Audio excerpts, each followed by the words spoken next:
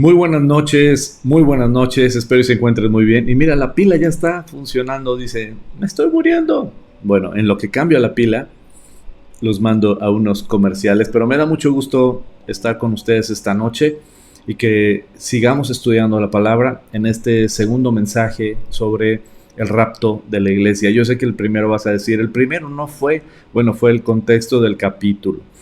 Estamos estudiando Génesis todos los jueves. Y le damos gracias a Dios por permitirnos estudiar Génesis.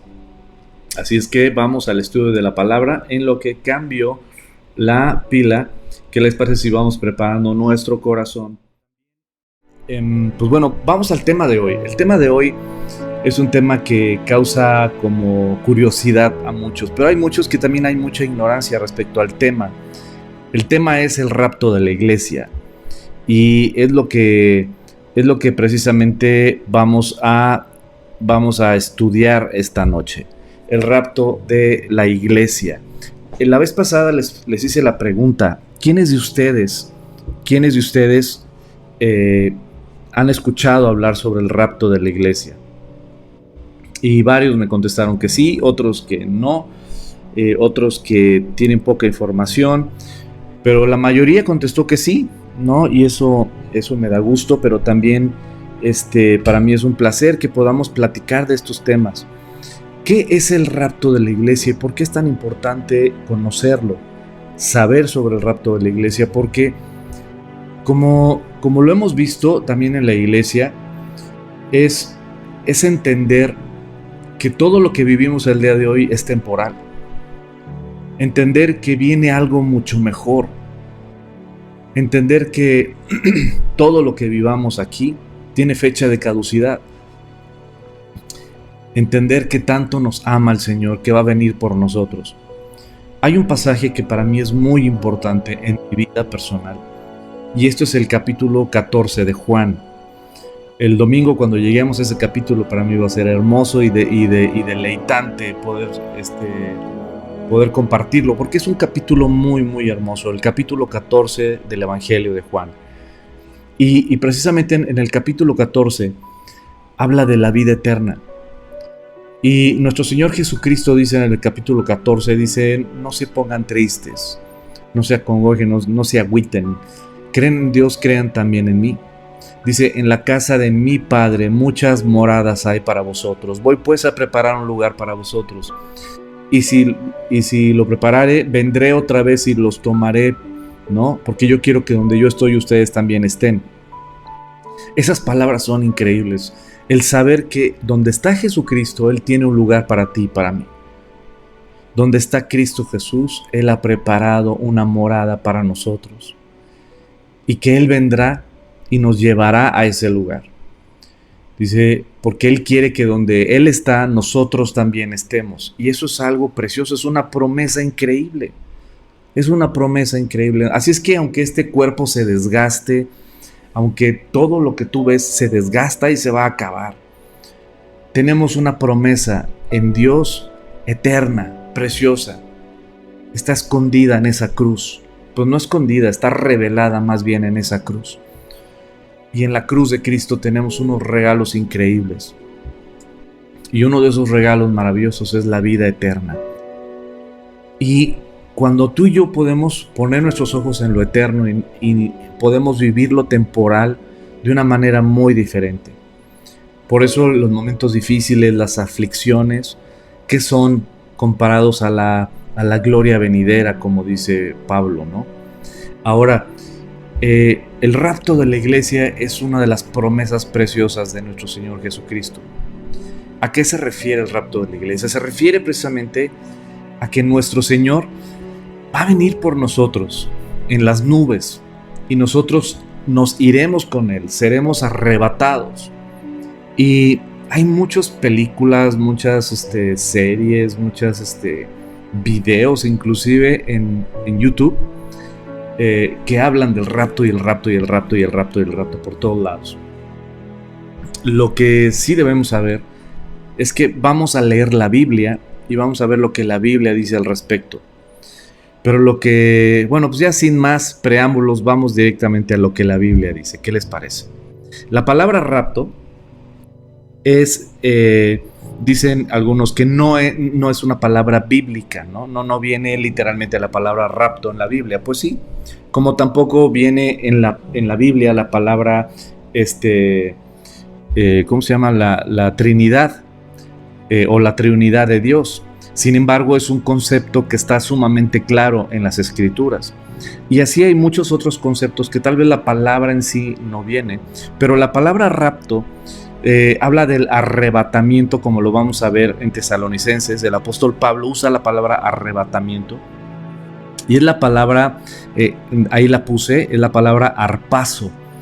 Eso es la palabra, ¿cómo se llama? Arrebatamiento o rapto. La palabra rapto viene del latín rapturo. La palabra original es la palabra griega, porque sabemos que el Nuevo Testamento fue escrito en griego. Y como fue escrito en griego el Nuevo Testamento, fue la palabra harpazo, que es la que yo pongo ahí, pero en la traducción latina de la Biblia, al traducirlo al latín, la tradujeron como, en esa palabra harpazo, la tradujeron como rapturo, y de ahí viene al español la palabra rapto, ¿no? ¿Y qué significa esa palabra? Pues lo vamos a ver de forma muy gráfica a través de las Escrituras. Estamos estudiando Génesis los jueves, entonces dices, ¿qué tiene que ver el rapto de la iglesia con Génesis? Bueno, porque sabemos que Génesis, hay muchas partes en Génesis donde Dios nos habla, nos está hablando de acontecimientos que van a pasar en el futuro, pero pone ejemplos precisamente en el pasado. Por ejemplo, en la Torah hay muchos ejemplos del futuro que son escritos o vividos dentro de precisamente de la Torah. Un ejemplo muy clásico, ¿no? Es Éxodo capítulo 12, cuando habla de la Pascua, el sacrificio del Cordero. Y con la sangre del Cordero tienen que llenar los postes de las puertas de su casa, etc. Y sabemos que ese acontecimiento del pasado simplemente era una simbología o una tipología de lo que el Cordero de Dios iba a hacer por nosotros, que nos iba a liberar de esa esclavitud del pecado que representaba ese Egipto. Así podemos ver muchos ejemplos, como ahorita que estamos estudiando Génesis, podemos ver muchos ejemplos también, y vamos a estudiar muchos ejemplos. Cuando Abraham, por ejemplo, va a sacrificar a su hijo, ¿no? Isaac. Ese es un ejemplo también de cómo el padre iba a sacrificar a su hijo.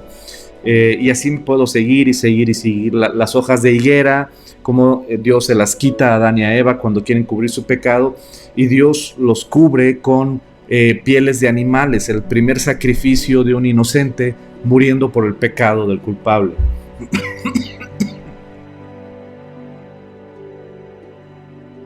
El café también cura mucho.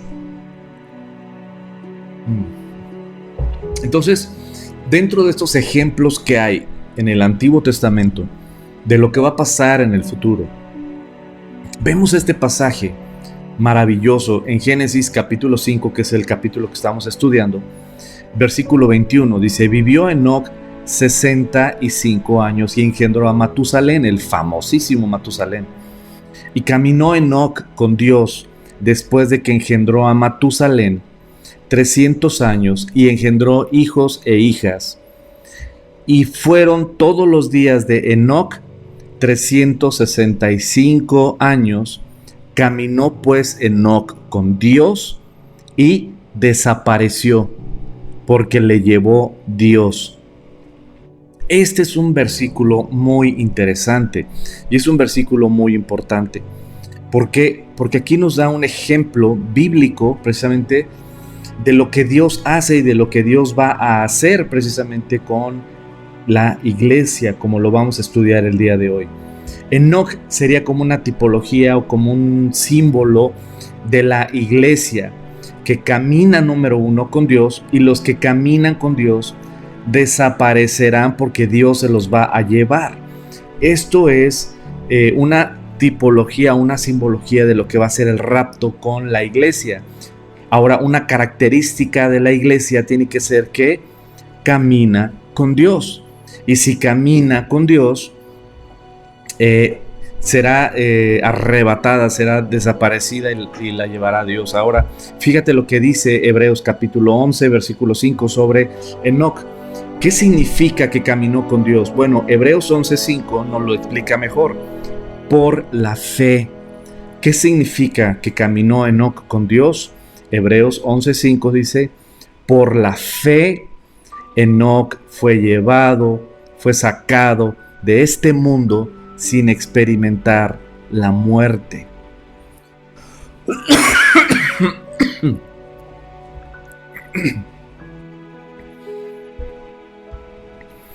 Y esto es clave. Número 1, por la fe. Es el caminar con Dios, es por la fe. La fe, y como lo vemos en el Nuevo Testamento, es la fe precisamente en el Hijo de Dios. Por la fe, Enoc fue sacado de este mundo. Esa imagen es muy gráfica. Fue sacado de este mundo sin experimentar la muerte. Su cuerpo físico no murió. Dice, no fue hallado porque Dios se lo llevó. Dice ahí en el versículo 5. No fue hallado porque Dios se lo llevó, pero antes de ser llevado, recibió testimonio de haber agradado a Dios. Este versículo es clave para entender todo esto. ¿Qué es caminar con Dios? Como dice Génesis, Enoc caminó pues Enoc con Dios y desapareció porque le llevó Dios. Y otra pieza del rompecabezas es, por la fe Enoc fue sacado de este mundo sin experimentar la muerte. No murió Enoc, sino que desapareció porque Dios se lo llevó. No fue hallado porque Dios se lo llevó, pero antes de ser llevado, recibió testimonio de haber agradado a Dios. Eso es la tipología o la simbología precisamente del rapto. Ahora vemos en Hechos capítulo 8. En Hechos capítulo 8 vemos en el Nuevo Testamento otro ejemplo de cómo el Espíritu Santo puede arrebatar a alguien y hacerlo desaparecer de donde está. En Hechos capítulo 8 nos encontramos un pasaje maravilloso donde Felipe, que era un diácono, era un servidor de los que atendían las mesas, de los que servían las mesas, repartían las despensas a las viudas. Era un servidor.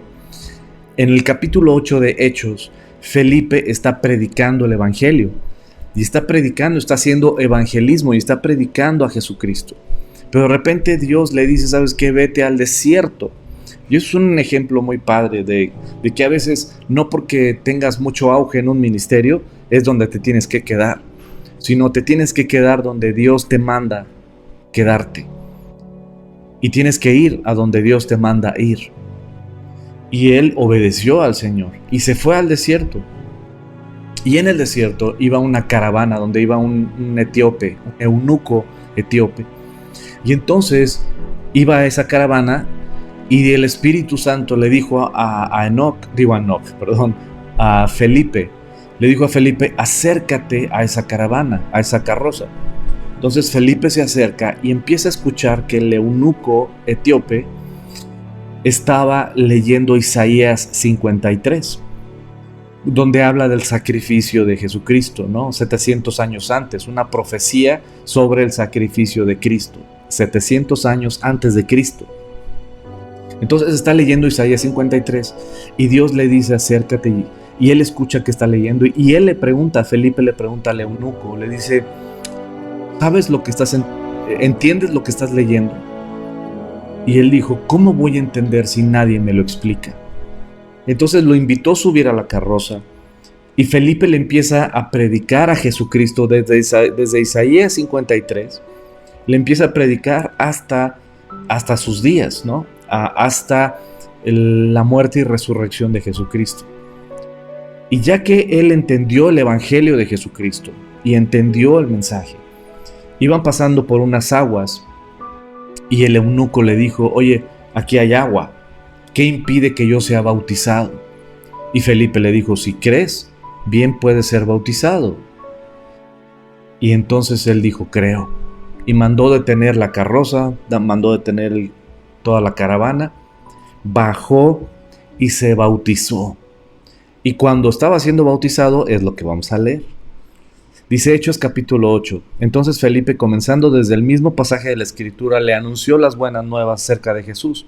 Mientras iban por el camino, llegaron a un lugar donde había agua y dijo el eunuco: mire usted, aquí hay agua. ¿Qué impide que yo sea bautizado? Entonces mandó parar la carroza y ambos bajaron al agua y Felipe lo bautizó. Cuando subieron del agua, el Espíritu del Señor se llevó de repente a Felipe. El eunuco no volvió a verlo, pero siguió alegre su camino. Imagínate esa imagen. Felipe lo está bautizando y cuando lo mete en el agua, él desaparece. Y cuando sale del agua el eunuco de repente, ¿y dónde está el que me había bautizado, el que me estaba bautizando? ¿Dónde está mi pipe? Pues el pipe fue llevado por el Señor. Y ese es otro de los ejemplos de cómo Dios en un segundo, en un parpadear, desaparece una persona. Desaparece. ¿Te gustó? Es un sonido que he practicado durante años, es generaciones que me han enseñado a hacer, no cualquiera. Pero bueno, volviendo al tema. No del, sino volviendo al tema de, ya ven, por andar diciendo entre el COVID y mis bromas, no, pues estoy bueno, para compartir esta noche. Ténganme paciencia. Entonces, imagínate eso. Ese es un ejemplo que en un segundo, en un parpadear, desaparece una persona por el Espíritu Santo. Ahora, yo sé que hay películas, ¿no? Hay películas que hablan del rapto y de repente dejan la ropa ahí tirada, ¿no? Fue el rapto y dejaron la ropa ahí. Algunas películas he visto, hasta dejan la ropa doblada y planchada. Y dices, O sea, supuestamente están así interactuando y de repente, ¡fum!, son llevados. Y cuando voltean, está la ropa dobladita y hasta planchada y todo bien. Y dices, asústame. Sé que Dios es un Dios de orden, pero esto no creo que venga por ahí. Y otras vemos que cuando es el rapto de la iglesia, la ropa se queda ahí tirada, ¿no? Nada más desaparece el ser humano. Pero aquí, precisamente en este pasaje de Hechos capítulo 8, vemos que desapareció completamente. Y ya no le vio. Me meto al agua, me está bautizando y cuando salgo del agua, es decir, en un parpadear, volteo y ya no está Felipe. ¡Wow! Desapareció. Y eso es lo que pasó aquí. Dice, de repente, dice el versículo 39, cuando subieron del agua, el Espíritu del Señor se llevó de repente a Felipe y el eunuco no volvió a verlo, pero siguió alegre su camino. Esos son ejemplos precisamente de el rapto, de ser arrebatados inmediatamente de forma súbita. Ahora, esta es una imagen que no sé por qué la puse, pero es así como pues no sé si vamos a tener túnicas blancas, quién sabe, no lo sé la verdad. Lo que sí habla el Apocalipsis es que vamos a estar vestidos de lino fino blanco, asústame. Pero bueno, en Tesalonicenses, 1 Tesalonicenses capítulo 4, vamos a leer. Dice 1 Tesalonicenses capítulo 4, tampoco queremos, hermanos, que ignoréis acerca de los que duermen, para que no os entristezcáis como los otros que no tienen esperanza. Porque si creemos que Jesús murió y resucitó, así también traerá Dios con Jesús a los que durmieron en él. Por lo cual os decimos esto en palabra del Señor, que nosotros que vivimos, que habremos quedado hasta la venida del Señor, no precederemos a los que durmieron, porque el Señor mismo con voz de mando, con voz de arcángel, con trompeta de Dios, descenderá del cielo, y los muertos en Cristo resucitarán primero. Pero fíjate lo que dice el versículo 17. Luego nosotros, los que vivimos, los que hayamos quedado, seremos arrebatados juntamente con ellos en las nubes para recibir al Señor en el aire. Y así estaremos siempre con el Señor. Por tanto, alentaos unos a otros con estas palabras. Y este pasaje es maravilloso. Los que vivimos, los que hayamos quedado, seremos arrebatados juntamente con ellos en las nubes para recibir al Señor en el aire. Seremos arrebatados, seremos arpazo. Y de ahí viene nuestra palabra en español, zarpazo.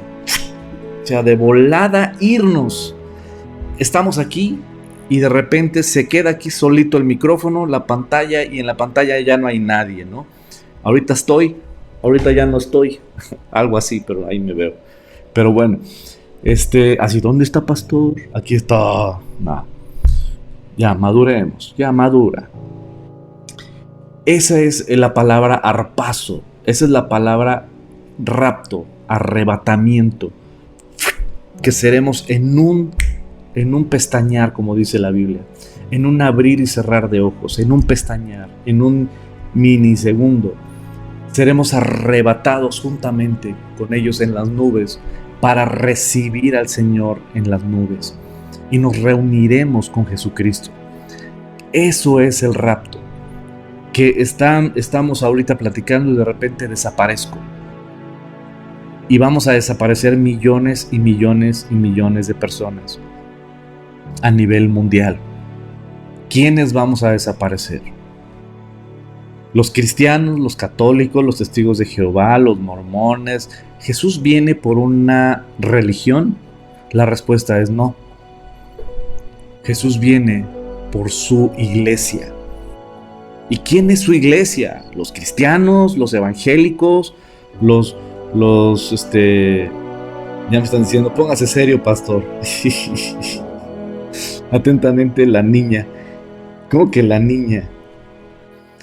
Ok.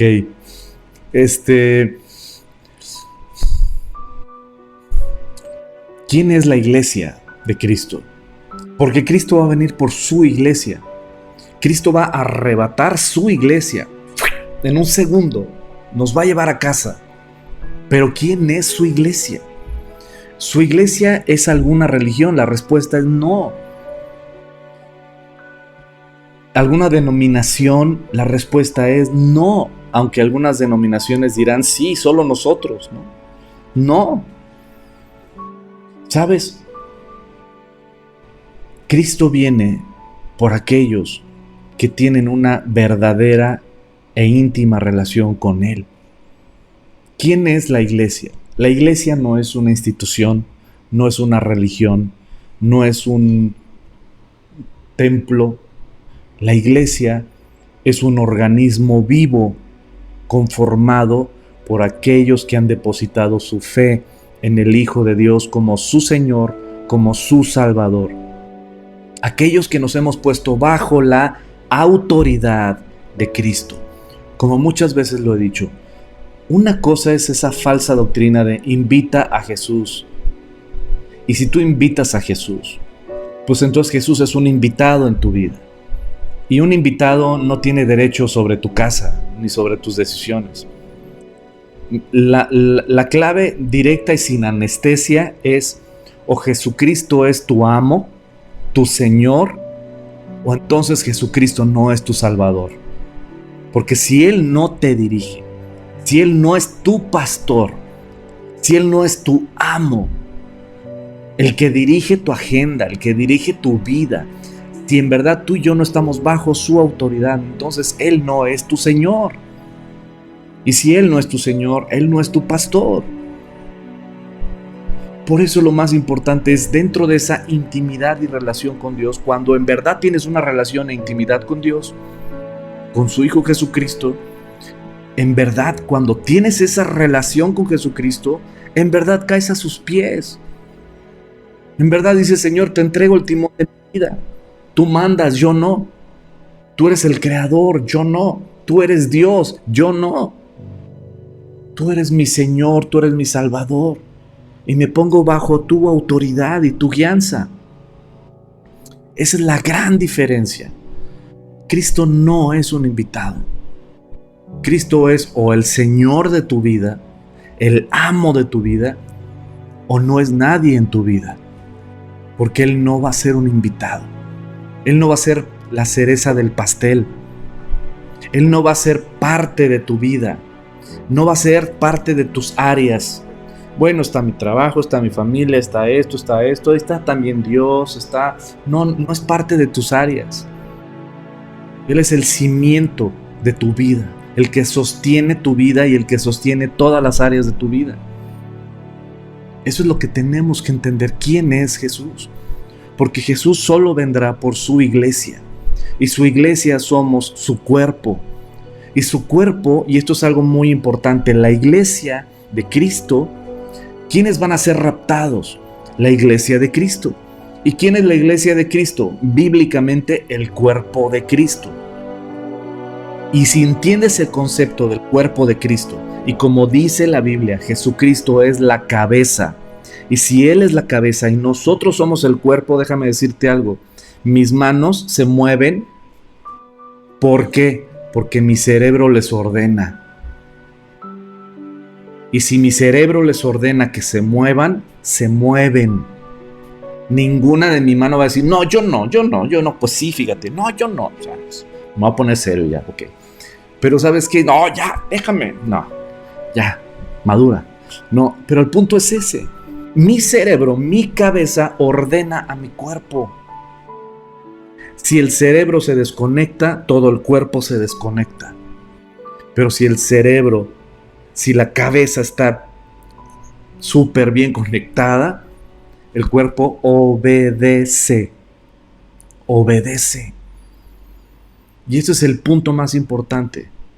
Si tú eres parte del cuerpo, obedeces. Si tú estás dentro del cuerpo de Cristo, obedeces lo que tu cabeza, que es Cristo, manda y dice. Y si no obedeces a Cristo, es porque no eres parte del cuerpo de Cristo. Y si no eres parte del cuerpo de Cristo, no estás todavía contemplado en el rapto. Y eso está heavy. Por eso les dije que sin anestesia. Pero aquí el punto es que Cristo está con los brazos abiertos para todo aquel que quiera venir a Él y creer en Él. Vamos a continuar con estos pasajes.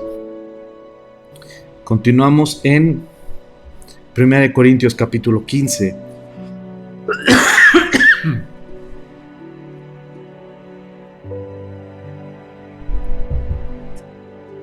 Versículo 51. Fíjense bien en el misterio que les voy a revelar. No todos moriremos, pero todos seremos transformados. En un instante, en un abrir y cerrar de ojos, al toque final de la trompeta. Pues sonará la trompeta y los muertos resucitarán con un cuerpo incorruptible. Y nosotros seremos transformados. Fíjate qué precioso. En un abrir y cerrar de ojos, al toque del shofar, ¿no? De la trompeta, porque sonará el shofar, la trompeta, así le ponen la trompeta, pero es el shofar. Los muertos resucitarán con un cuerpo incorruptible y nosotros los que vivimos seremos transformados en un abrir y cerrar de ojos. Y dice, porque lo incorruptible tiene que revestirse de lo incorruptible y lo mortal de inmortalidad. Cuando lo incorruptible se vista de incorruptible y lo mortal de inmortalidad, entonces se cumplirá lo que está escrito: la muerte ha sido devorada por la victoria. ¿Dónde, oh muerte, tu victoria? ¿Dónde está, oh muerte, tu aguijón? El aguijón de la muerte es el pecado y el poder del pecado la ley, pero gracias a Dios que nos da la victoria por medio de nuestro Señor Jesucristo. Por tanto, queridos hermanos, manténganse firmes e inconmovibles, progresando siempre en la obra de Dios, en la obra del Señor, conscientes que su trabajo en el Señor no es en vano. Primera de Tesalonicenses 1:10. Esperar en los cielos a su Hijo, el cual resucitó entre los muertos, es decir, Jesús, quien nos libra de la ira venidera. Y esto es un punto importante. ¿Por qué? Porque bueno, una cosa es entender lo que es el rapto, que Cristo va a venir por su iglesia, y su iglesia es su cuerpo, y el cuerpo obedece a la cabeza. Ahora, si ya entendemos ese concepto, es cuándo va a venir. Bueno, el día y la hora nadie la sabe, Sin embargo, sí hay un día y hay una hora que solo el Padre sabe cuándo es, como dijo Jesucristo. Ahora, por otro lado, hay tres posturas que yo he encontrado dentro de la teología, que es, hay un periodo que se le llama la tribulación y la gran tribulación. Es este periodo donde el anticristo va a surgir. Y en este periodo donde el anticristo va a surgir y el falso profeta también, el anticristo va a ser un líder político muy importante que la gente lo va a amar. No te equivoques, el anticristo no va a salir con cola y cuernos y no, el anticristo va a ser alguien que el mundo lo va a amar. El anticristo es ese Cristo del mundo, conforme al mundo. Eso es el anticristo. Es un Cristo, es un Mesías conforme al corazón del mundo y no conforme a Dios. El anticristo es levantado por Satanás y el falso profeta va a fungir como ese líder religioso que va a unificar a todas las religiones. Les va a hablar de unidad, unidad, unidad.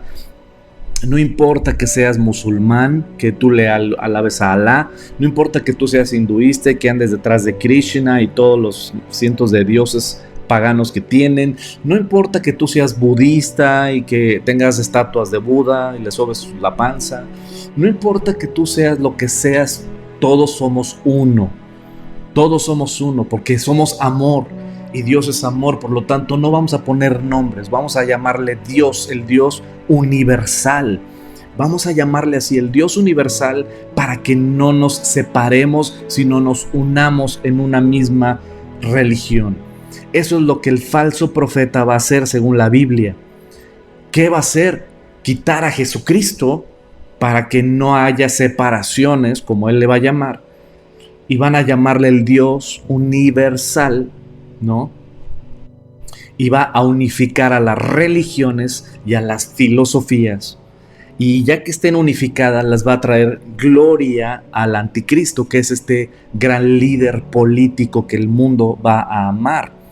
Y este gran líder político que el mundo va a amar va a lograr un pacto de paz por 7 años. Un pacto de paz, creemos fielmente que es entre judíos y árabes, en la zona de Israel y la franja de Gaza. Y les va a reconstruir el tercer templo al pueblo judío. Entonces todo esto lo va a hacer el anticristo. La reconstrucción del tercer templo, el pacto de paz por 7 años, etc. Entonces, todo esto les platico porque hay 3 posturas sobre el rapto. La primera postura es pre-tribulación. Los 7 años de paz que supuestamente el anticristo va a lograr, este pacto de paz por 7 años, va a ser roto a los 3 años y medio, a la mitad de la semana, a la mitad del pacto, lo que se le llama la 70 semana de Daniel. A la mitad de la semana, es decir, los 3 años y medio, ahí es donde empieza la persecución contra todos los judíos y contra todos los cristianos que haya en esa época. Ahora, si ponemos esta figura de los 7 años, se le llama el periodo de la tribulación, y la gran tribulación se le llama al último periodo de los 7 años, es decir, los últimos 3 años y medio. Les platico todo esto porque hay 3 posturas respecto a el tema de el rapto de la iglesia. Uno son pretribulación, que es antes de los 7 años viene el rapto, y después empieza el periodo de los 7 años. Otros medium tribulación, que es empiezan los 7 años, pero a la mitad de los 7 años del anticristo viene el rapto de la iglesia y somos raptados a los 3 años y medio. Y otra postura que no le encuentro ni pies ni cabeza, pero pues hay quien la cree y yo simplemente la expongo, pero no creo para nada en ella, no tiene ni fundamento bíblico, pero es que es al final de la tribulación, que al final de la tribulación viene el rapto.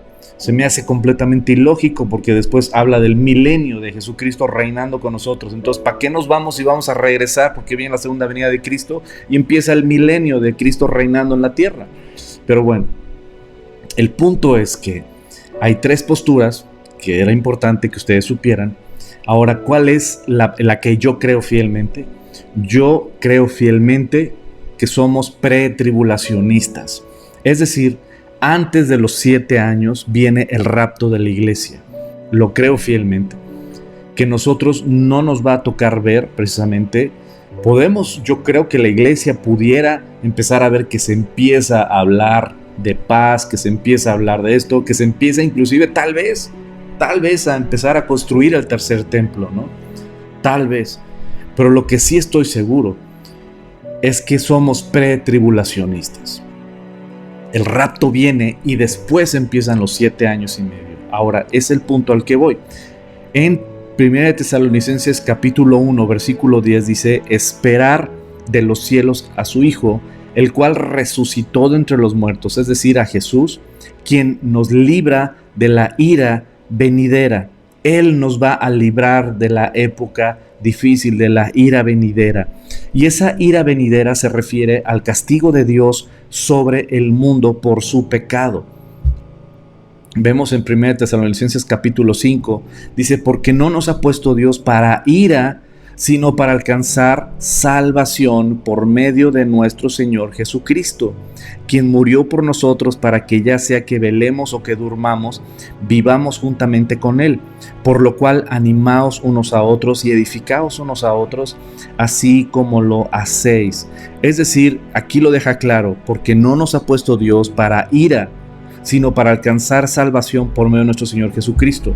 ¿Sabes qué? Si tú y yo ya hemos creído en Jesucristo como nuestro Señor, como nuestro Salvador, como nuestro amo, como nuestro Creador, si ya hemos depositado nuestra fe en su sacrificio perfecto y completo en esa cruz para salvarnos, si ya formamos parte de su cuerpo, que obedecemos a nuestra cabeza, que es Cristo, si Él es nuestro pastor, entonces nada nos faltará. Pero si no es nuestro pastor, ¿cómo podemos hacer vivo ese salmo en nuestras vidas? Entonces, aquí lo que voy es: yo creo fielmente que Dios no creó a su iglesia y no nos va a permitir pasar precisamente por esa época. Yo, por supuesto, respeto la postura de los medium tribulacionistas. También respeto la postura de los post-tribulacionistas. Y también hay otra cuarta postura que llegué a escuchar, que habla precisamente de los cristianos maduros y de los cristianos inmaduros, que Cristo solo va a venir por los cristianos maduros. Es decir, por aquellos que presentan evidencia de madurez en su fe. Ahí yo no coincido para nada, porque entonces la pelota está en la cancha del hombre. Y entonces es por obras, no es por fe. Y vemos precisamente que lo que dice Hebreos capítulo 11 respecto a Enoc, que es nuestro ejemplo: por la fe él fue llevado porque caminó con Dios. Ahora, si tú eres hijo de Dios, si el Espíritu Santo te ha sellado, ¿sabes qué? Entonces yo creo fielmente que ya formas parte del cuerpo de Cristo. Y si es así, entonces yo creo que por la fe en Cristo Jesús es que tú y yo vamos a ser raptados. No por nuestra madurez, porque sería una calificación respecto a nuestra madurez. Solo los maduros son los que van a ser raptados y los demás van a pasar por la tribulación. No lo creo. Te voy a decir por qué. Porque imagínate que supongamos que el rapto va a ser el sábado que viene, ¿no? Y supongamos que el sábado que viene es el rapto. Todos dicen: ¡uy, gloria a Dios, vámonos! Como ya tengo la voz aquí de una amiga que dirían: ¡gloria a Dios, hermano, vámonos! Pues bueno, imagínate que el sábado va a ser el rapto. Ya Dios dijo: ¿sabes qué? El sábado, hijo mío, ve por tu cuerpo, ve por tu iglesia. Y si el sábado va a ser, imagínate que hoy en la noche, ahorita yo en este mensaje, alguien le entrega su vida a Cristo. Y dice: ¿sabes qué? Yo le entrego mi vida a Cristo, yo me arrepiento de mis pecados y yo quiero vivir para Cristo, etcétera, ¿no? Pero mañana que empieza su vida en Cristo, pues todavía tiene que ser moldeado, como muchos cristianos. ¿Cuántos cristianos tenemos años conociendo del Señor, caminando con el Señor, estudiando la palabra, y sin embargo nuestro carácter todavía tiene que ser moldeado? Todavía fallamos, todavía nos enojamos, todavía la regamos y todo. ¿Cuánto más alguien que le acaba de entregar su vida a Cristo? Entonces, alguien que le acaba de entregar su vida a Cristo, ¿podría ser ese cristiano maduro? Pues no. Entonces, porque le entregó su vida a Cristo hoy en la noche y no alcanzó a madurar de aquí al sábado, entonces ¿tú crees que él se va a quedar? No, la respuesta es no. ¿Por qué? Porque el rapto es por fe. Para todos aquellos que han depositado su fe en el Hijo de Dios, en su sacrificio en esa cruz. Pues yo creo fielmente que somos pretribulacionistas, somos antes de la tribulación, porque Dios no nos salvó para pasarnos por ira. Él cargó la ira de Dios en la cruz. Ya la ira de Dios sobre su iglesia ya fue castigada y derramada. El Padre derramó su ira por mi pecado en la cruz de Cristo. Por tu pecado en la cruz de su Hijo. Por lo tanto, no somos creados ni estamos preparados para la ira de Dios, para la ira venidera, sino que su gracia y nuestra fe en el Hijo de Dios, en su sacrificio perfecto y completo, que no necesita de nuestras obras. Nuestras obras son el fruto, pero no son el requisito. Por lo tanto, yo creo que somos pretribulacionistas, porque Dios no nos preparó precisamente, porque Dios no nos ha puesto para ira, sino para alcanzar salvación por medio de nuestro Señor Jesucristo. Lo creo fielmente. Y te voy a dar ejemplos. Por ejemplo, Enoc fue llevado con Dios, ¿cierto? Vino, supongamos que Enoc es la simbología del rapto. Fue llevado con Dios. Vivo, no, su cuerpo no vio muerte. Vivo fue llevado con Dios. Es el símbolo del rapto. Después viene su hijo, Matusalén. Y después de Matusalén vino otro hijo que ahorita no me acuerdo cómo se llama. Ahorita lo tenemos ahí. Pero después, ¿quién vino? Noé. ¿Y adivina qué? Ahora sí, vino el juicio de Dios. Primero fue el rapto. Y después vino el juicio de Dios sobre las naciones. Ahora, por otro lado, Noé es otro ejemplo. Porque a pesar de que Dios iba a enviar su juicio sobre el mundo entero para castigar el pecado del mundo entero, ¿qué hizo Dios con su hijo Noé? Lo cuidó y lo apartó, lo guardó del juicio. Otro ejemplo que vemos, por ejemplo, de alguien que no era maduro en la fe, pero que Dios lo salvó por amor precisamente a su tío Abraham, fue Lot. Dios iba a destruir precisamente Sodoma y Gomorra, destruyó Sodoma y Gomorra, pero sin embargo, antes de destruir, salvó a Lot, lo rescató a Lot. Primero lo rescató y después vino el juicio precisamente. Vemos ese ejemplo también. Cuando es la ira de Dios para castigar el pecado, es precisamente que Dios nos guarda, porque no estamos para ira, sino precisamente para alcanzar la salvación en Cristo Jesús. Apocalipsis capítulo 3, versículo 10. Por cuanto has guardado la palabra de mi paciencia, yo también te guardaré de la hora de la prueba que ha de venir sobre el mundo entero, para probar a los que moran en la tierra. He aquí yo vengo pronto. Retén lo que tienes para que ninguno tome tu corona. Qué importante es este pasaje. Mira, perdonen ustedes. Qué importante es este pasaje. Es un mensaje que nuestro Señor Jesucristo le da a Juan para que lo escriba a la iglesia de Filadelfia. Y la palabra Filadelfia es precisamente la palabra philos, que tiene que ver con amor. Y es una iglesia que cumple, más o menos, no que sea perfecta, obvio, ¿no? Pero que ha guardado la palabra de Dios. Y dice que aunque tienes poca fuerza, no has negado mi nombre y has guardado mi palabra. Por eso dice, yo también te guardaré de la hora de la prueba que ha de venir sobre el mundo entero.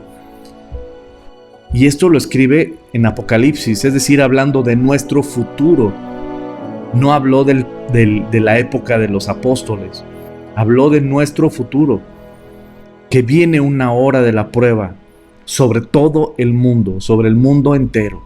Y dice que Él nos guardará como iglesia. Así es que ese pasaje es clave también. Por eso tenemos que ver, y yo creo fielmente que somos pretribulacionistas. Somos antes de la tribulación. Y este pasaje donde Jesucristo nos explica qué es el rapto, lo que va a pasar, lo que va a venir, pero también habla precisamente de esa época. Ay, disculpen ustedes.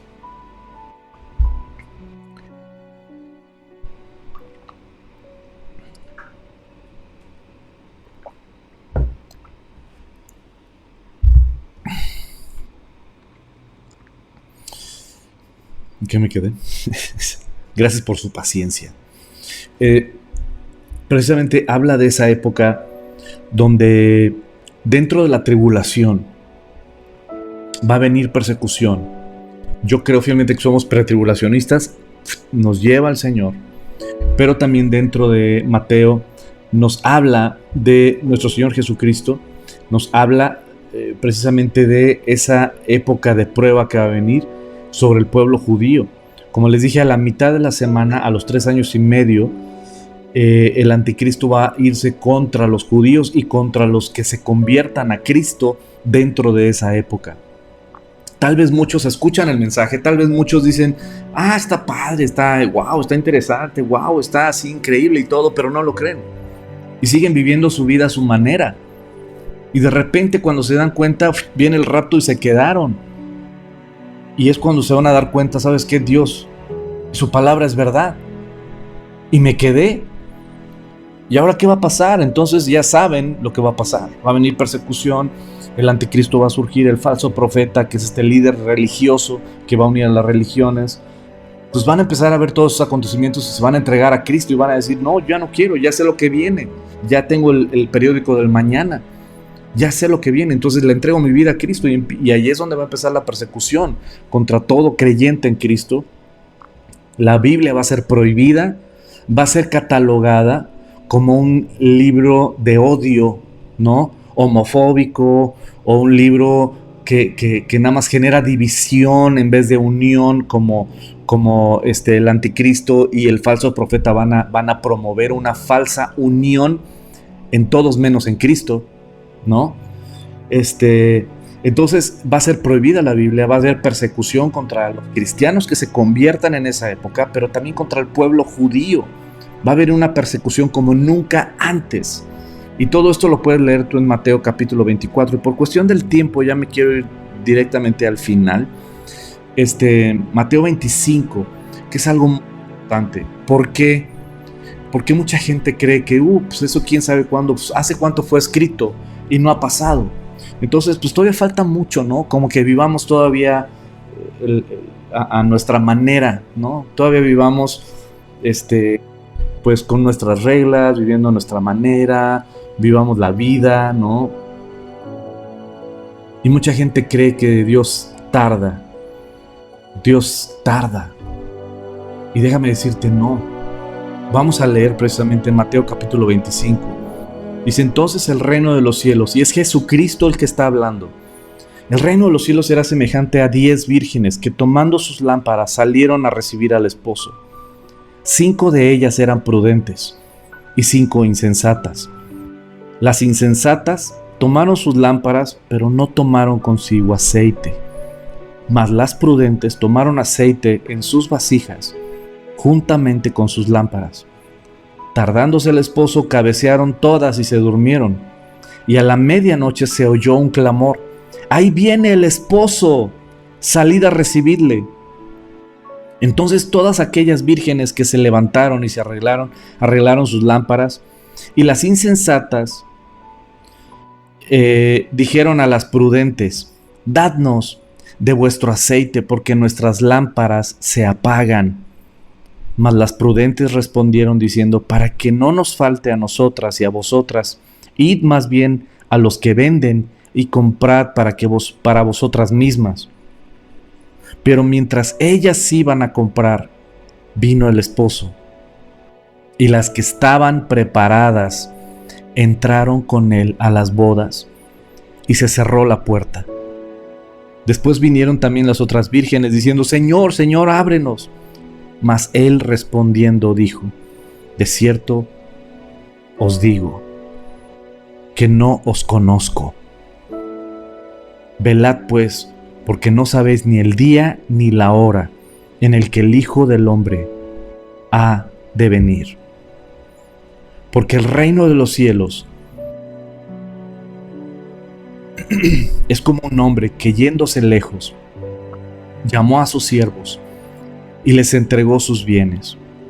A uno dio 5 talentos, a otro 2 y a otro 1, a cada uno conforme a su capacidad. Y luego se fue lejos. Y el que había recibido 5 talentos fue y negoció con ellos, y ganó otros 5 talentos. Asimismo, el que había recibido 2 ganó también otros 2. Pero el que había recibido 1 fue y cavó en la tierra y escondió el dinero de su señor. Después de mucho tiempo vino el señor de aquellos siervos y arregló cuentas con ellos. Y llegando el que había recibido 5 talentos, trajo otros 5 talentos, diciendo: Señor, 5 talentos me entregaste, aquí tienes. Y he ganado otros 5 talentos sobre ellos. Y su señor le dijo: bien, buen siervo y fiel. Sobre poco has sido fiel, sobre mucho te pondré. Entra en el gozo de tu señor. Llegando también el que había recibido 2 talentos, dijo: Señor, 2 talentos me entregaste, aquí tienes. He ganado otros 2 talentos sobre ellos. Su señor le dijo: bien, buen siervo fiel. Sobre poco has sido fiel, sobre mucho te pondré. Entra en el gozo de tu señor. Pero llegando también el que había recibido 1 talento, dijo: Señor, te conocía que eres un hombre duro, que ciegas donde no sembraste y recoges donde no esparciste. Por lo cual tuve miedo y fui y escondí tu talento en la tierra. Aquí tienes lo que es tuyo. Respondiendo su señor, le dijo: siervo malo y negligente, ¿sabías que ciego donde no sembré y que recojo donde no esparcí? Por tanto, debías haber dado mi dinero a los banqueros, y al venir yo hubiera recibido lo que es mío con los intereses. Quitadle pues el talento y dadlo al que tiene 10 talentos, porque al que tiene le será dado y tendrá más, y al que no tiene, aún lo que tiene le será quitado. Y al siervo inútil echadle en las tinieblas de afuera. Allí será el lloro y el crujir de dientes.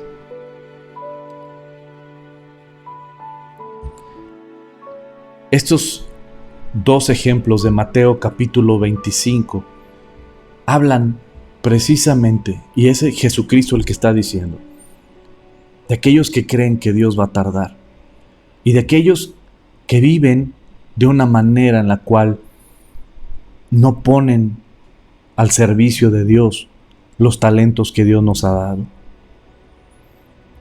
Pero los 2 llegaron a decir: bueno, tarda en venir. ¿Sabes?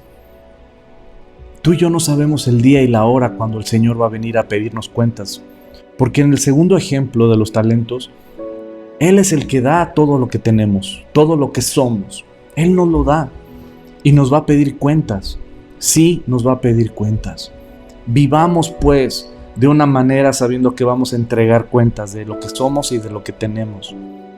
Y por otro lado, vivamos de una manera sabiendo que tenemos que estar preparados, porque en cualquier momento el Señor nos lleva a casa. En cualquier momento. Nadie sabe el día ni la hora. Y ya para terminar, porque ya es tarde, disculpen ustedes, ya es tarde, pero ya para terminar, Tito capítulo 2, dice: El capítulo 2 es maravilloso. Todo el capítulo 2 yo te invito a que lo leas, pero por cuestión de tiempo, no voy a leer todo el capítulo 2, que es maravilloso. Pero yo quiero que veas desde el versículo 11.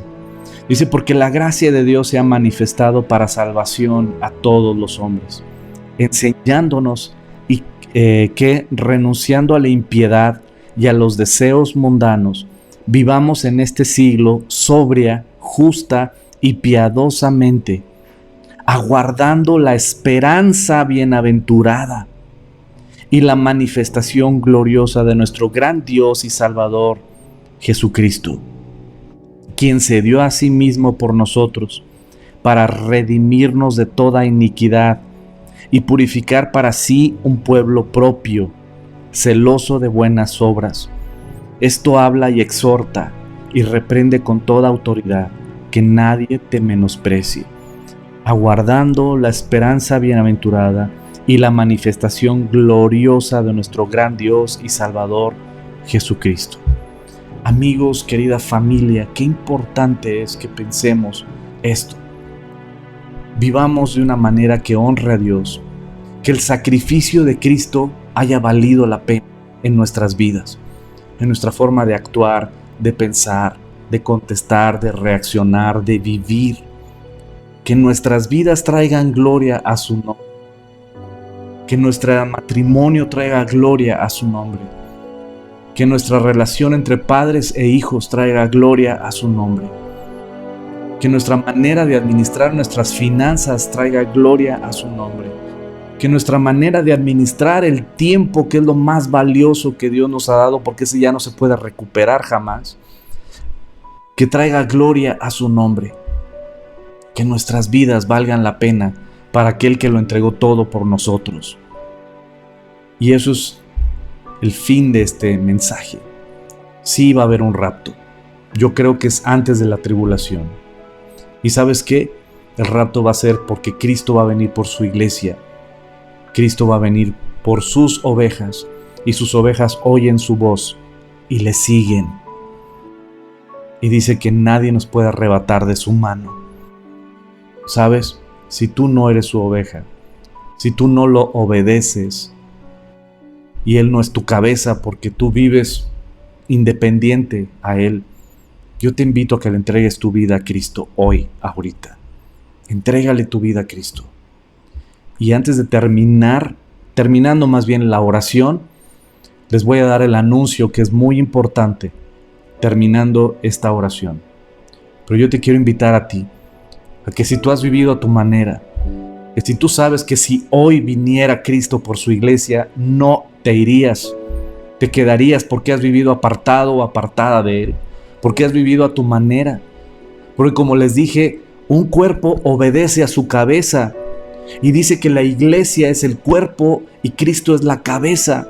Por lo tanto, la iglesia tiene que obedecer a la cabeza. Y si tú formas parte del cuerpo de Cristo, estás obedeciendo a la cabeza. Y si no estás obedeciendo a Cristo, entonces no eres su oveja. Entonces no eres parte del cuerpo de Cristo. Entonces si Cristo viniera hoy por su iglesia y nos llevara en el rapto, tú te quedarías. Si tú eres esa persona, pídele perdón a Dios, entrégale tu vida a Cristo. Porque Cristo quiere salvar. A eso vino la primera vez. A traer salvación y perdón por nuestros pecados.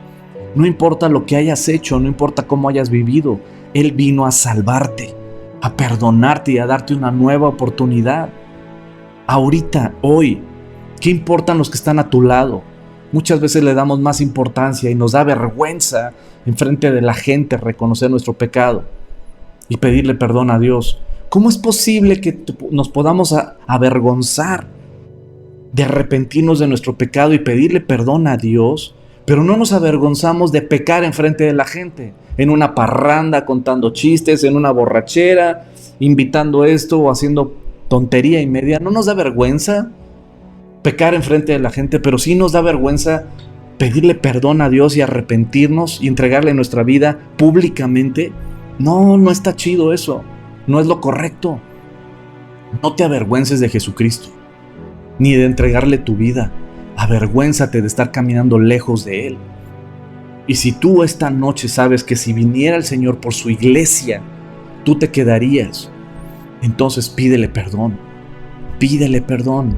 Arrepiéntete de tus pecados. Dile: Señor, perdóname. Yo creo en tu sacrificio en la cruz. Yo creo que tu sacrificio en esa cruz es suficiente para perdonarme, para rescatarme y restaurarme. Perdóname, Señor. Y ahí enfrente de quien sea, inclina tu rostro y dile: Señor Jesús, perdóname. Te entrego mi vida. Sé mi Salvador. Sé mi amo. Sé mi Señor. Perdona mis pecados, Señor. Yo creo que en esa cruz es suficiente para perdonar todo mi pasado y darme una nueva vida en ti. Rescátame. Señor, yo quiero ser tu iglesia. Quiero ser tu cuerpo. Quiero ser tu boca. Quiero ser tus manos. Señor, rescátame, Señor. Perdóname. Te entrego mi vida, Señor. Te entrego todo mi ser, Señor. Tómame y lléname con tu Espíritu Santo, Señor. Y que mi vida valga la pena para tu reino, Señor. Amén. Amén. Pues chicos, que la gracia y la misericordia de Dios los acompañe. Nos vemos primero Dios el domingo en nuestro servicio. Pati Medina, gracias. Recibe un fuerte abrazo con mucho cariño. Oramos por usted y por cada miembro de la iglesia. Qué linda, Pati. Igualmente, un abrazote. Pues cuídense, que Dios los bendiga y coman frutas y verduras.